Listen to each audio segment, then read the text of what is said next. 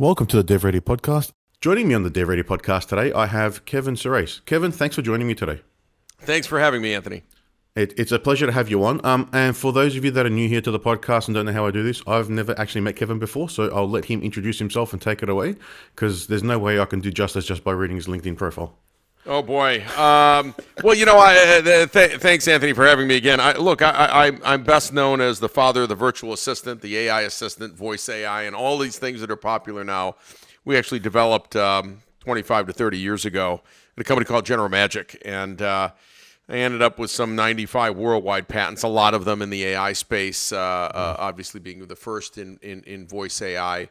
But so I get blamed for a lot of things these days, interestingly enough. And in fact, I was on a podcast recently, and we were talking about customer support and specifically CS jobs that are offshore and how those are being replaced by AI assistants now. Some are augmented and some are just being replaced. And so the guy looks at me and says, "Well, how do you feel about the fact that you're causing millions of people to lose their jobs?" I said, "Well, I wasn't thinking about that 30 years ago. I was trying to give people their email while they were driving, right? Yep. And other things, right? So you never know when you invent these things where they're going to end up. But look, I've been in the semiconductor business. I've been in the AI business for a very long time. I invented all kinds of things outside of AI, including things in the building material space that have become the norm around the world. Soundproof drywall is one of them. It's used in every hotel, high-quality hotel today that you build. So I've been lucky to be curious and open to solving problems and willing to learn new fields over and over again and having a ball. And these days, I'm in the dev space, sort of. I'm in the cybersecurity space with a company called Token Ring and my other company's Appvance. And Appvance has really spearheaded AI and QA, and it's absolutely fascinating. Our whole goal is to have AI find all the bugs against your business requirements. So I have a set of business requirements. I've now built an application, or I have an application that I've had for 20 years, and I have to regression test it because of updates to security protocol, all kinds of things, right? And we want AI to do that work. It is a hard, laborious, slow, as you know, often manual job today. And frankly, AI can do that job 100 times better than people right now. So we've got AI that's doing that work. So it's I'm very close to the SDLC, the software development lifecycle, and know how cloggy the QA part of it is. Yeah, it's probably the least favorite part of any developer. There's no developer who wants to do any QA. No. They'll do their unit testing, but they don't want to, these enterprise systems, many people don't know, enterprise class systems typically are interconnected to 20, 30, 40 back-end systems, right? Yep. And so they really can't be tested until it's all put up, even in a prototype environment or or an offline environment or whatever, pre-production. And or it's just tested in production. But the problem is these are very complex systems that interconnect. You've got dozens, sometimes hundreds or thousands of APIs, talk to other systems. You've got lots of different databases that you're pulling data from and writing data to. And so this end-to-end testing has been a bane on the industry. $120 billion a year is spent on end-to-end testing, QA. 120 billion a year. Less than $1 billion is on technology.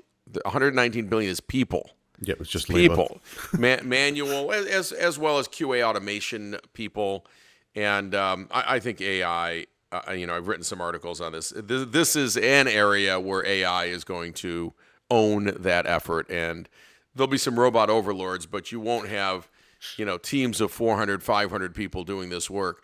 Lastly, something that people may not realize, and in fact, I'll ask you a question. Yep. Good-sized bank, J.P. Morgan. Mm-hmm. How many applications do they have that they manage in their network on a regular basis? I'm going to say they're probably close to 1,000, if not more. Yeah, probably individual little 15,000. applications. Okay. 15,000. Way off. 15,000, yeah. Right. Nobody thinks that way. And 99% of them were written in the past.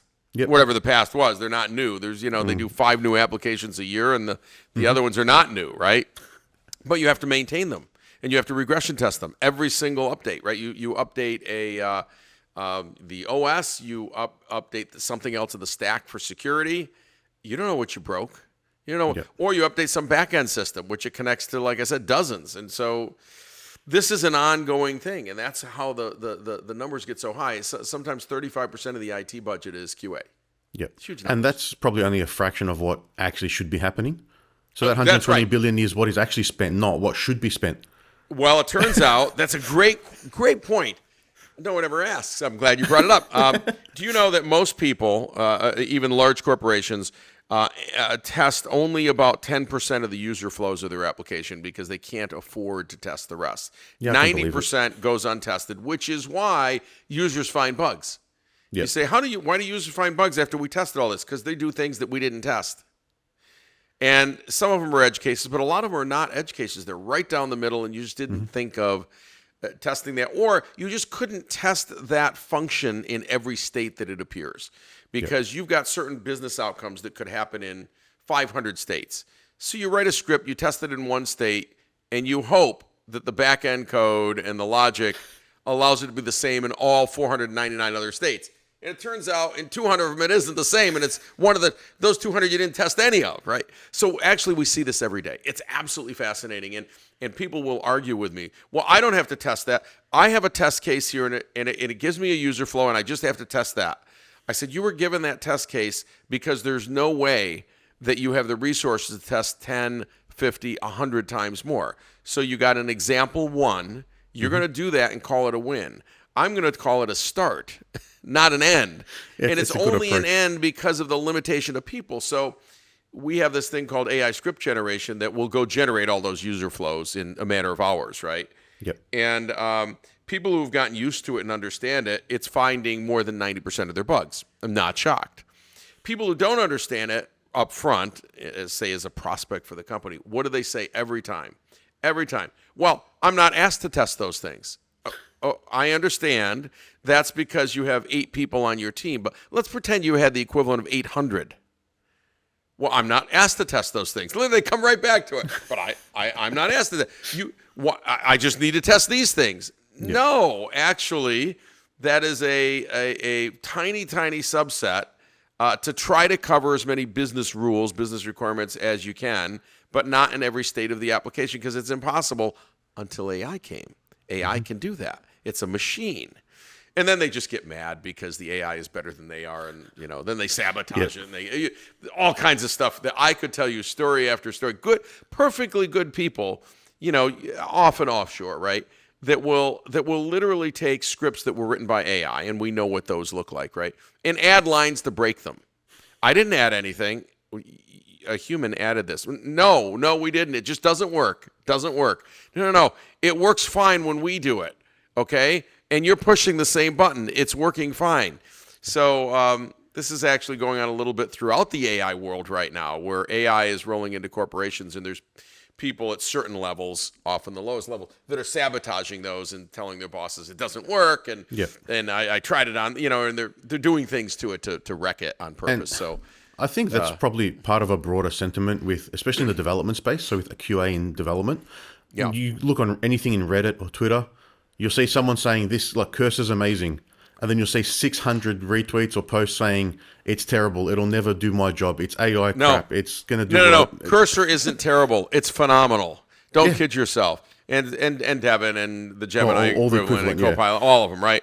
These are incredible tools, and great developers are going to win with those tools. They're going to be the robot overlord. Okay? People who are jealous of them are going to lose their jobs. Yeah, because for sure. And we can go back in history. You'll appreciate this. The word sabotage comes from France. And it comes from France over 100 years ago, when they were rolling out the first machines during the first Industrial Revolution. And these machines could help make clothing, it could help make shoes. And what the workers did is they would throw their shoes, their sabots, into the machine to clog up the machine, break the machine, so that it'd be down for a week or two because someone had to come and repair it. They were sabotaging automation. So here we are again, and developers, QA people, by the way, CS people, customer service people, et cetera, are sabotaging the automation because they see it and they go, I don't want to lose my job. I've had, QA people at prospects say, well, this can't do this and this can't do that. I said, so we'll run it, and we run it, and in an hour we stop it, and it only generated 4,000 tests in an hour, right? Now in an hour, maybe they would have written one in Selenium on average, every 1 to 2 hours. Okay, this thing wrote 5,000. Well, they can't be any good. Actually, they're all excellent and they all run. Well, they didn't find any bugs. Actually, we found 255 bugs. And you should have found these. Why didn't you find them? And now they're just jealous and they're mad. This can't be. This isn't right. I'm going to give you one other anecdote because it's interesting. I speak around the world on AI and the impact of AI and sabotaging AI and all these things, right? For executives.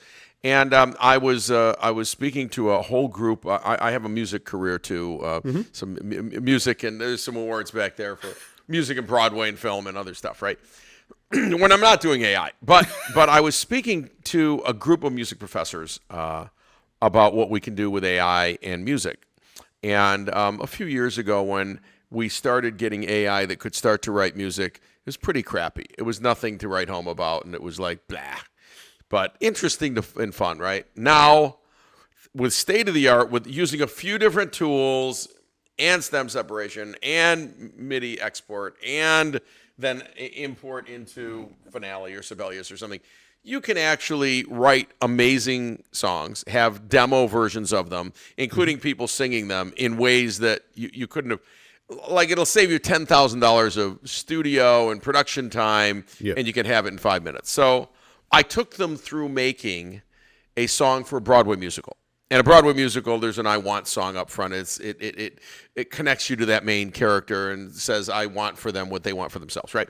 So I took them through it, and in 3 minutes I was done. Then I said, listen to the song. It's 4 minutes long. We listened to the whole thing, and they're listening intently. And this time, because it's so good, indistinguishable from real. Like, you think this is a Broadway singer singing this song that didn't exist 4 minutes ago. So they listen to the whole thing, and I've got people screaming at me. It's crap. It's junk. It's terrible. It should never see the light of day. It's not fair. It's this, it's that. That's when I knew it was good. Like, before they'd say, the thing's junk. No one's going to listen to it. Yeah, and they'd write it off, and it was. No, they were mad, right? Some of the people, not all of them, half said, how can I use it? The other half said, I will never use it in my life. It should be killed. And I go, So it must be working really well when you get that kind of visceral reaction. So when you have coders today saying, I will never use that, it writes junk code, you're jealous. Okay, jealousy is not a pathway to success, ever. That is not an emotion you want. Throughout history, those who took on the latest technologies won every time. From the wheel to the car to Excel to desktop computers to the internet to smartphones, right? To AI, to Gen AI, to Cursor. Whatever it may be. Use the latest tools. Become the robot overlord. You will win, and you will be needed in your business. And those who don't won't be in the business anymore. More than that, when you go to get the next job and say, I tried those AI things, I'll never use those, you won't be hired because they're only hiring for AI expertise. So get over yourself. You're not that good of a coder. And so I use I use Gen AI to write almost everything. People say, at first it was a negative, right? But I just tell people I use it, and here's how I use it, and this is what I do. Why can't you write? I can't write as good as an English PhD that's now sitting next to me. I'm not a PhD in English. I don't write. My prose is fine. It's as good as yours. But we didn't go to school for English prose. This thing did. It knows 1 trillion phrases. I should use it. It costs $20 a month, right? So who would not use it? And who am I going to pay as a CEO of a business ever to write a blog post from scratch again? Never. If you write the blog post from scratch, you're fired, right? Yeah, it's just so much time is being saved by the tools. As long as you're using them right. It's copying and pasting, always going to end up with a terrible use case because you haven't reviewed, you haven't vetted, you haven't done anything. That's the same with coding or QA or customer service. The more you give it, the better off your output. So I have to answer the press every day. They give me all these questions, to be quoted, right? Especially around AI. And it used to be that I'd sit there and really work on the 2 or 3 sentences to answer each question. Now what I do is I write 2 paragraphs about my opinion on this thing. Like, what's your opinion? So the press wants to talk about, I'm making it up, sabotage in AI. So I write my opinion in a couple of paragraphs. Just junk, but it's my opinion. Your strong. thoughts, your stream, your conscious. And then I say, GPT-5 usually for this task. I use different models for different things. I'll say, using my opinion, what I've just written here, write 2 to 3 sentences for each of the questions that they have that will be most likely quoted in the press. Boom, boom, boom, boom, boom. That's my opinion. It's a regurgitation of what I wrote, except the prose is perfect for the press. I can't write that. I mean, it'd take me hours. It'd take me 2-3 hours to fuss with every word. Why? I'm not adding any value. My value was the opinion. My value wasn't the prose. Yep. And this is true with coding. Your value is the overall logic of what you're trying to achieve in this subroutine, whatever it is, right? In this little call that you've got to something. And the better you describe it and the more you start writing, the better you get back. And you go, wow. Once you use them, you go, it saved me 80 or 90% of my time. By the way, I had to debug this one line. There was something wrong. And the syntax was right, but the data call was wrong, whatever. And you go, wow, it would have taken me 2 hours. Now it took me, 20 minutes. Not 0, but 10, 20 minutes. And this is amazing, right? This is just amazing. And so everybody should be using this stuff. Why would I pay your team to never use AI? Yeah, you need to use it. You can get more value out of everyone. Out of everyone. Everyone's 50% more productive or more. The only thing I think I'm starting to see with clients that we have here, and then something in like an industry that happened, is people are starting to question the pricing potentially around the services and offerings. So there's a case here, Deloitte in Australia, one of the big 4 accounting firms, they got a consulting package with one of the government departments to generate a report. And then the report was handed in, fake citations, fake cases, fake I saw data. that, yeah. I don't pay for that. No, they're asking for their money back. They should. I saw it, $236,000 or something. Yeah. Look, they're paying for an expert team to 1, use AI, but 2, be absolutely sure it's correct and vetted and edited and all that. Yep. And by the way, it also shows that Deloitte in this particular case, and Deloitte's a partner, so I like Deloitte, but in this one particular case, did not use the right model, because there are models, which I could tell you, which they should know, that are very, very good at citation work. Yep. And they won't hallucinate around that. Like, they will go and get real citations, and you can check them, and there's the link, and everything's there, right? Perplexity happens to be the one that's really good at that. So if you use they only had to just use the right model, and they might have even gotten away with it. But they didn't even use the right model. They used the wrong model that hallucinated. They didn't put the right things down. I mean, I shouldn't pay for that. That was or just one person for a few hours just clicking on all the links and seeing do they exist, like just a very trivial QA check on the report even. But I think that's brought to the forefront that whole thing of, if you're using AI, why are you still charging me the same price? And ideally, it's because you can do a lot more for the same. Right.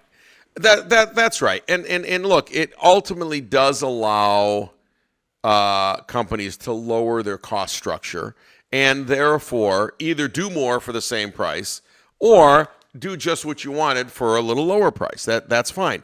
I've still got to employ these people. They've still got to do the work. Maybe I can do it twice as fast. Maybe I can do it 30% faster, right? So we see this in the QA space, software QA space. One of the big problems is the largest QA outsourced providers, right, are Wipro and Tata out of India. Mm-hmm. And we're talking about they employ hundreds of thousands of people, mostly in QA. Some dev, some, mostly QA. What are they going to do? So they know me well, and I know them well. They've said, I don't want that technology anywhere near our shop because we charge by the hour. Yep. And what are we going to do? This thing writes thousands of scripts, runs them, and hands you the results. I need a robot overlord or 2, but I don't need 800 people on this team that I'm charging for right now, right? So that's an interesting problem, isn't it? Mm-hmm. It is, especially I think those lower third world or lower charged countries. So you got India, Southeast Asia, somewhere in the East Europe, where there's cheap cost of labor is where they're going to get hit the most, because instead of offshoring for $8 an hour, I can pay $4 to an AI for the hour for the in token use. and get better results, because you still have to direct them the same, whether it's a person in another country and it turns or the out AI. when we look at the cost of this, we're taking $8 an hour to about pennies, literally 8 cents or something like that. It's crazy. The equivalent. And look, what I like to say is Western or commercialized countries, Australia, U.S., most of Europe, outsourced out a lot of this stuff to offshore years ago because of cost. It's like, let me go to the lowest cost I can get. And now they're going to go to the lowest cost again, and now the lowest cost is AI. Yep. And and that's for customer support, it's for software QA. There is no hope it's going to be people. I'm sorry, because I'm at the forefront of this technology. I watch it every day, and I literally watch the thing write thousands of scripts against your business rules, run them, and 3 hours from now, you have 10 to 100 times more results than you could have had over 4 months. Yep. So who's gonna wait the 4 months, and who's gonna pay the $100,000 for all that work when it just comes with the platform? It just and then I can run it again an hour later. I can make some changes and run it again. So the turn time is so fast. So this is over, guys. Now in the software QA automation space, Appvance happens to be way in the lead. We have 7 patents in the space, and we have about a 10-year lead on AI models for this. So people listening are going to say, well, hey, I'm using a recorder with a copilot. Yeah. That doesn't write its own tests. There is technology that totally writes all your tests for you. It scripts them. It gives you new test cases. It's done, right? So you just need to understand the technology does exist already today. You're not using it if you're listening to this, unless you may be a customer of Appvance. You know what I'm saying? Yeah. So I think that's another thing, is that we, just like the perplexity thing that we talked about, people might use GPT-5, get all of this hallucination, references to stuff that doesn't exist. And that doesn't say that there isn't a model that handles that. There already is. You just didn't know about it. So there's a lot of these AI technologies with really sophisticated models that aren't the one you're using. It doesn't mean that it doesn't exist. You just aren't using it from that vendor. And that vendor may never have it because they went down a whole different road. They got a whole different pathway, right? They may never solve be a different problem. I had a vendor tell me, we all know each other in QA automation. I had a vendor tell me, who's in the recorder space, we will never offer a fully autonomous AI that writes all the scripts for you. I said, why? Well, our number one customer is Wipro and Tata. Would be out of business. We sell, literally, he says, we sell more hourly labor. I mean, the whole idea is the more you use our tool, the more hourly labor you need. And these things get complex, and they're long, and they're hard. And so the more hourly labor, the more they buy, right? And they sell by the test seat and by the usage. So more hourly labor, more hourly labor. We happen to sell by the application. So why? There's no test seats. It's not needed. I go bankrupt selling by the test seat. Anyway, I don't mean to get off on just QA, but it's fun because we're in the dev space, They're still thinking of like the traditional business model that they've been in, not thinking about the change that's coming with AI. That's right. And how it should affect things, which is, go back, like the tractor was invented and everyone thought farmers are going to go out of business. No, it just allowed them to plow more, generate more, and work the land better. That's exactly right. That's exactly right. Look, recorders in QA have been around since 1995. That was roughly the invention of the Mercury and Rational at the time. And so that is a 30-year-old now. Is that right? 30 years old? I think. Maybe 40 years old. 30. Let's see. 2005. That's right. 30 years old. Right. It's a 30-year-old concept, and it's fine. And they work a little better now than they did in 1995. But it's still a 30-year-old concept. So you have to completely replace the recorder to go faster, because the recorder is limited by a single human on the recorder going only at the speed of the application, could never go faster than that.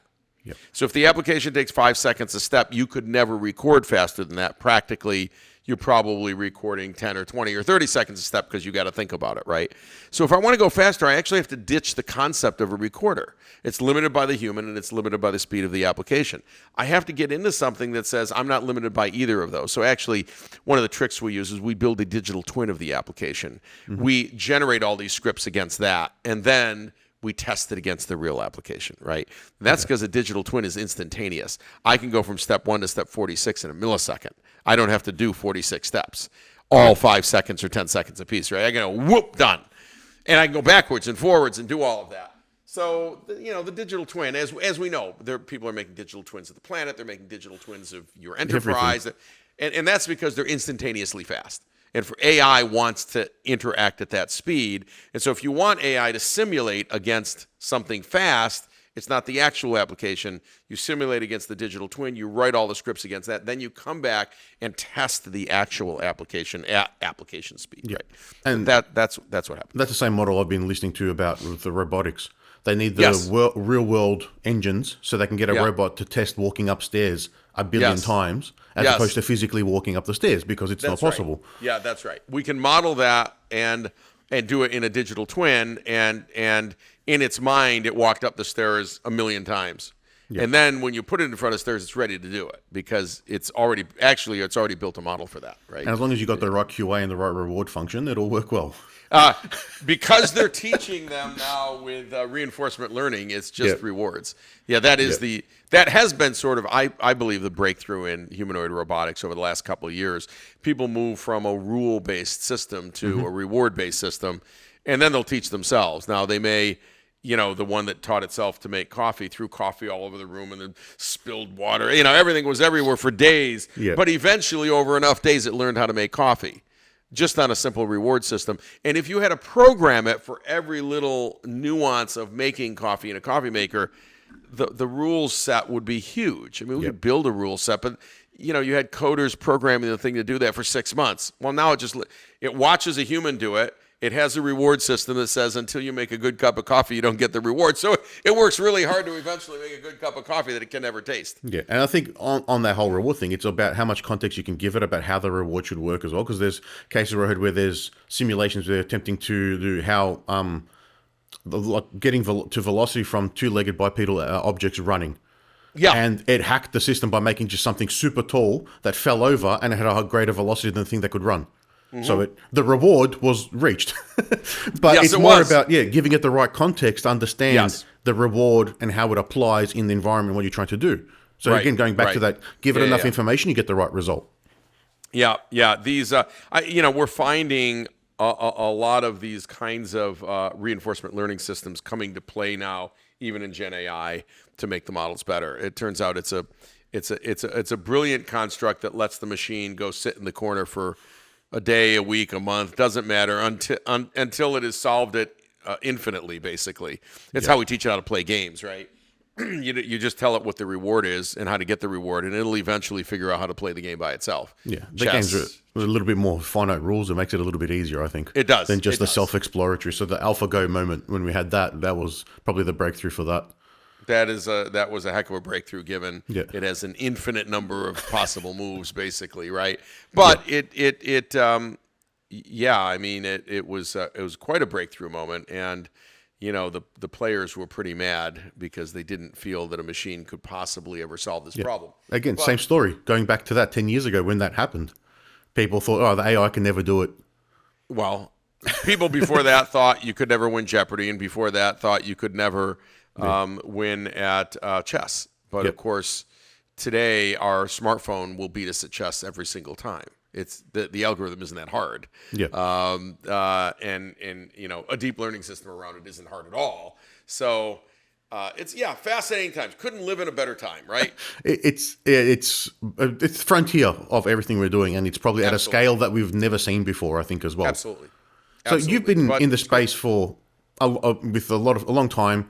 How have you sort of seen that Gen AI wave change versus what you were doing before? Because you were in AI before everyone was talking about AI, when it was just considered like machine learning and neural networks as raw AI, not Gen AI is AI. That's only. right. Well, look, if you look at what we've done, everything we've got now is deep learning. And before that, we did have neural nets. We knew neural nets back to the 50s and 60s. This isn't a new idea, but we had the compute horsepower to do a neural net depth of like 2. We couldn't learn that much. It took forever to do the math. And until we had cloud computing and GPUs by chance happen to do vector math pretty well, and the concept of actually doing deep learning in any way almost didn't make financial sense, right? It didn't make compute sense. Yeah. But in 2012, Google, obviously now 13 years ago, published a seminal paper on sort of solving unlimited depth and the math to solve unlimited depth. So all of a sudden, I wasn't limited to a deep learning model that was a 20 layers deep or 30, or I could go forever deep. Billion layers deep, didn't matter, right? So once you solve that, you had true deep learning now, right? True deep learning neural nets that could be as deep as you want. Okay, that's pretty interesting. And then someone at Google trying to solve translation was simply trying to solve the translation from things like English to French, where we would do word by word by word, which is an easy problem to solve. I need very little to do that. That can be a rule-based system. This word equals that word, done. But if you wanted to instead solve for a phrase and take a phrase in English and then turn that phrase into a proper phrase in French, that's a different problem, because now it isn't so much rule-based. I actually might have to learn every phrase that's practical in the English language. Well, that's a bigger problem. So that's where the transformer came in, and they said, great, I think we can learn almost every phrase ever spoken in the English language. We'll just go out and learn as many as there are on the web. And, arguably there's trillions, but maybe there's only 1 million or 2 that mattered. And so they learned that, and all of a sudden you can convert English to French phrase by phrase, sentence by sentence, instead of word by word. Okay, so that's 2017. They published the paper on how to do it. Yep. OpenAI starts in 2017 to take that paper and say, I think we can do something really cool with this. Attention is all you need paper. Yeah. Attention is all you need. And then, but now it takes them, 7-8 years to get something that you can actually interact with directly in English, not Python, not something else. Yep. And by the time I used GPT-2 and GPT-3, they were available if you signed up, and there was some process. But by 3.5, when they released that, people go, I can talk to this darn thing. Now, Look, with Portico, MyTalk, Magic Talk, all the stuff we invented in the late 90s, it also spoke English, and you could speak to it in English and understood English. It was hidden Markov models. It wasn't a deep learning model. We didn't have to compute horsepower. You had lots of rules around it. But for most people, they thought they were talking to Mary, the assistant. And Mary was very friendly and would say lots of different phrases back, including randomized and things like that. But, we had limited compute horsepower, so we could only do so much. But she was the first kind of AI assistant and had millions of users, actually, which was really cool. So the net result of this when we get to Gen AI is just allowing 700 million people to now interact with AI instead of a handful of Python programmers and product managers and things like that, right? It's at a different scale. Different scale. And also you're talking about 1 trillion phrases or so. And the output is still a deep learning model, vector math, and looking at the probability of one word coming after another, right? That's all we're doing. There's no real intelligence here. People ask me about that. Is it AGI? Is it really intelligent? Look, how intelligent is Excel at math? Brilliant, as a matter of fact. In fact, 100% right 100% of the time, right? Mm-hmm. It is a perfect mathematician. So in IQ for math, it's 200. I don't know. Whatever the top IQ can be, it's it. Yep. Right? But we don't think of it that way. No. We don't think of it that way. But once we got to language, because language couldn't be rule-based because it's just too large, where math can be rule-based, now we look at it as, it's so intelligent. Well, no, it read everything we ever wrote. It saw everything we ever, created. Images, movies. It listened to every song it could listen to, right? Yep. And it built deep learning models around all of those things. So now when you ask it to do something around what it relatively saw before, it does it with ease because we have a cloud system that can handle trillions of tokens, basically. It's a really fascinating thing, right? And without cloud, and without GPU, and without huge cloud, and without billions of dollars spent up front to train these things, you couldn't do this. And by the way, whoever thought that people would have to spend billions to train a model? So it's left universities out of it. Like It was unheard they don't play with the scale, because I think there was a limitation, just a consensus among the industry that going larger didn't produce the results you expect, like didn't improve the results until you hit a certain point where it became visible, and the larger you got, the better it was. Right. And I think, look, we'll asymptote just because we're running out of information to learn from, right? I mean, all the human information that's available on the web is all there is, and now it's being wrecked by putting AI information out there. So it's all sort of an echo chamber almost, getting to this point where it's all just we're gonna Gen AI. The last 2 years is probably 80% of the content is AI based. Generated, if a lot probably. Is AI, partly AI generated, at least, right? Yeah, that's right. So we're polluting the data that's out there. So we are reaching a level like GPT-5 isn't measurably better than 4.0 or 4.5 in some areas. Certainly in coding, for example, because they put a real emphasis on that and they put a real focus on it. But in other areas, it performs about like the other one. And by the way, the other one was, 4.0 and 4.5 were really, really, really, really good and right 90-something% of the time. And if you could, in 99% of the time, if you compare it to a human, it's way better than any human I can interact with at every level, period. Yep. If you compare it to perfection, it's not perfect, but it's way better than any human. And so it is still the best thing on earth we can interact with and get really valuable content back, valuable information back. I use these things also for, I'll give you your listeners a tip, for the negative thing, right? Which is, I've just written this great thing, this code, this paper, poke holes in it. Tell me what I did wrong. Tell me what I could do better. Tell me how I should rethink this. Tell me what my competitor's going to think of this. How are they going to poke holes in it? This is fascinating, right?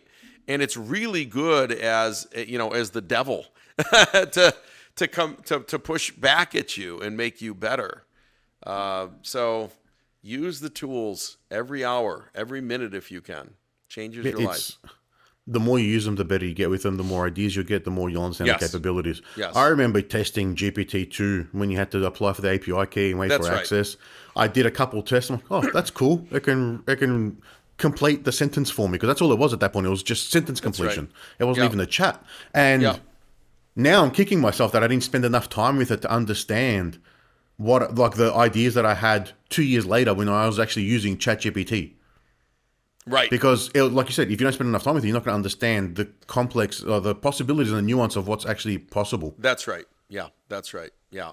Well, fascinating times, fascinating tools to use. I encourage everyone listening, use every tool you can. I use 40 plus tools, all AI, Gen AI, right? Obviously all the foundational models, but so many other things in music, in video, in specialized content creation, all kinds of stuff. And so the more you use, the more you realize that each thing is better at certain things than other things, right? And so then you have your favorites and you know how to go to them, and then you become the AI expert in the office, and that's who you want to be, because then you're invaluable, right?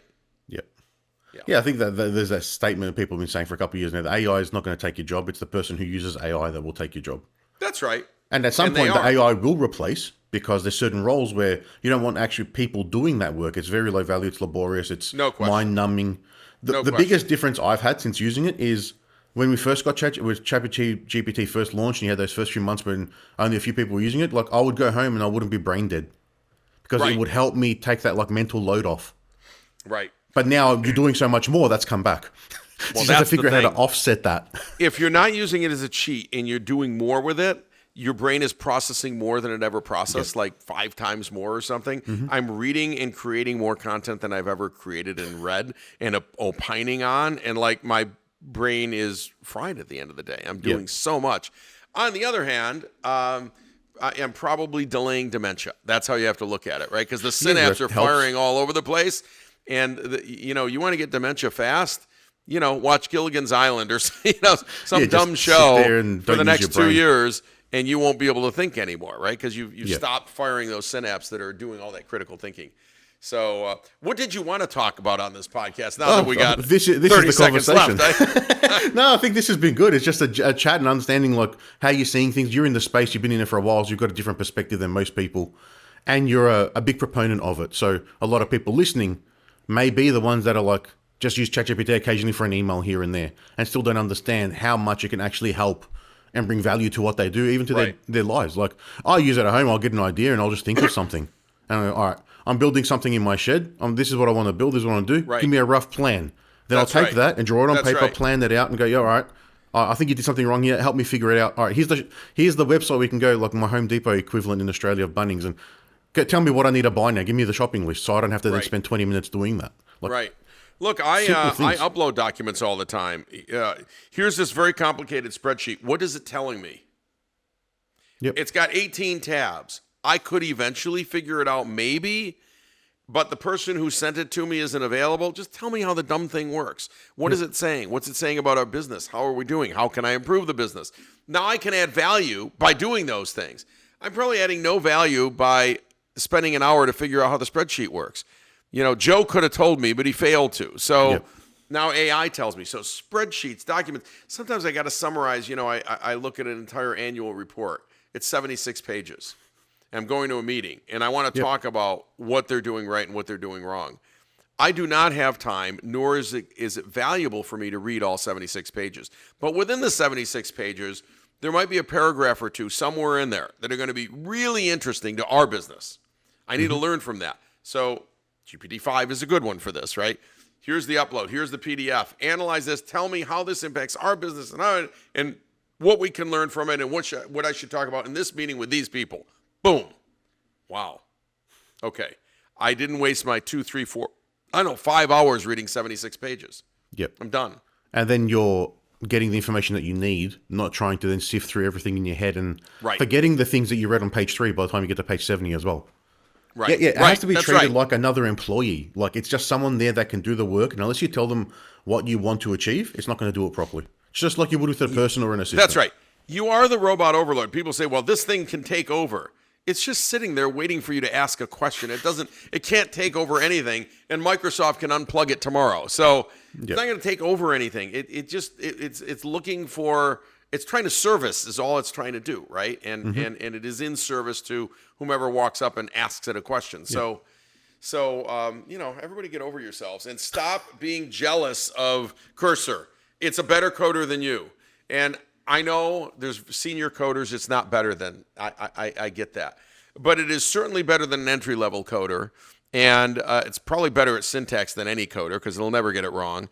And it's probably better than most mid-level coders. However, it needs a coder to tell it what to do and to teach it what to do in terms of what you're trying to do and interface to this API or build this UI or whatever. So, use it as if you have this, master coder next to you that's going to be really good 80, 90% of the time. And 10, 20%, sometimes 30% of the time, the thing doesn't compile. It did something wrong, whatever. Do you remember what we used to do before this? It's not that we didn't do it with any help. Well, we would go out to the web, and what would we do? We'd look for some open source example. Yep. And then just copy and GitHub paste or Stack Overflow or whatever. And then we'd bring that in, and then we would modify it for our own use. And we'd say, thank goodness someone wrote an open source routine that talks to this driver. I have no idea how to talk to that dumb driver, for example, right? Yep. And the documentation isn't good, but someone figured it out 5 years ago, and it still works. So you go and get that, and there's all this code in the middle. I don't even understand how that works, but all I know is I put in this, and it gets to that driver, and isn't this amazing, right? And it works. And most people don't know how. There's one person on earth who knows how that dumb thing works, right? Yep. But all the coding engines have gone and read that too. So they know how to interface with that driver now too. Mm-hmm. And so all we've done is speed up the Stack Overflow process or the GitHub process, right? Oh, definitely. And made it, 5 seconds or 10 seconds instead of what was an hour. And it is true, before there was a Google, if we go back 25, 30 years, there was a time that the only way to interface to that driver was to sit there and poke and try to write some code and maybe call someone at Microsoft and, it'd take weeks and weeks through and the weeks. user manual on the side of the desk for the language Right. and the driver and Right. everything else and piece things together. Right, that's right. But shortly after Google, then we could search, and this is now making us faster than that. So don't kid yourself. You didn't code everything yourself. Every piece of every application we build today has dozens and dozens of open source things in it. Why? Yeah. I don't want to go rebuild that. It works. This thing that generates this stuff for the generates graphs or charts or generates this on screen. I'm not going to go write a charting engine. I can download one. I can get one. It's open source. I put in this. There's the chart. Done. I don't have to write that. Are you crazy? Why would I write that? Someone already wrote it. So we already do this, and we never got mad that we were using open source wherever we could. And now we're mad that an engine writes some of this, including the open source that puts it in the thing. Everybody get over themselves, right? Yeah. And I think it comes down to, like, on the AI side with those coding tools is knowing how to tell them what to do. Because I've had clients in Replit and Lovable have created their own WYSIWYG editors from scratch. Because they didn't know you could go and get a package and download it and have it ready. And they got the AI to build it, which is like a waste of time and tokens. That's a waste of time. I could have downloaded one of those. I don't. Make me a brand new IDE to code in C++. No, I can. No, there's a ton of them. They're open source. Don't need to do that, right? And that's, knowing how to tell them and give them the right context to achieve the outcome, not just achieve the outcome by any means, because then they're just going to waste your time too. Even though it's so cheap and you can throw it away and start again, it's still a waste of time. Yeah, but that was a waste of everyone's time. Just go download one, So don't get lazy. But the stats are pretty clear. It's making developers about 55% more productive. That's pretty amazing. That is pretty amazing. I'll take that. And in such a short time, because 6 months ago people didn't think it would do that. Oh, it's going to do more. It's going to do more. Definitely. That's why there's no entry-level jobs open anymore, right? I don't need someone coming out of college because this stuff is doing at that level. Now, if someone comes out of college and says, I spent my last year crushing it with Cursor and I'm an expert in that, and then I might hire them because I can add a person to my team who's an expert in that. But if they come out and they say, well, I know how to code in these languages. Yeah, how much have you used Gen AI? Well, not a lot because we weren't allowed in university. Oh, don't want you. Not hireable. That's going to be the problem, is that learning lag, that education lag on how quick it is to get people up to the right tools. We are trying to push it at on the board of a university, and we're trying to push it to make sure that everyone coming out is Gen AI qualified highly. And of course, you got some professor, well, they're going to use it to cheat. Yeah, well, they're already using it to cheat. Who cares? Then construct your tests in a way that tests what they really know without it. That you can do every time. You can do that right in the classroom. They have no access to a computer. Great. Start writing, And there's always been that lag with the tech, and it's a challenge. I know. So I studied games program, computer science and games programming. So 2008 was my final year where I did my honors, but in my 3D graphics course, they taught us how to construct 3D models from scratch in code. Completely useless. Yeah. No point. And then talking about, in 2007, a Nintendo 64, which was released in 1998. Right. And telling us how that works 8 years later, 10 years later. No, because someone wrote the coursework like, you will never create your own 3D modeler because there's Unity and there's everything. I mean, there's all kinds of stuff. Even back then, the tools were there. Yes, the tools were there. You buy that tool or you get an open source version, and that's what you use. You don't go rebuild that, right? Your value add is the game. Not thinking about the engine and not how to trying put it to make the 3D models, right? And today, obviously, everyone's using it's Unity and what's the other one is Unreal. Unreal, yeah. Everyone's using those too, and they're great. Yeah, they're phenomenal, and I'm glad those people did that work. And for very little money, I can build games on them and using those engines. So. All right. Awesome. Wow. Well, we used like 50 we're at the end of the episode. Here. No, not a problem at all. It's been a good show. I'm sure we could keep going as well, but I'm just conscious of time and everything as well. Probably all night. For sure. If anyone wants to reach out and find out more about you, Kevin, how can they do that? kevinsurace.com. That is my Nice and website, and my LinkedIn is there, and you can LinkedIn message me and all that stuff, and fill out forms and all the things you do. Cool. We'll add those links to the show notes. And Kevin, it's been a pleasure speaking to you. Thank you so much for your time today, and this has been a really good chat. Thanks. Fun conversation. Thanks for having me. Thank you.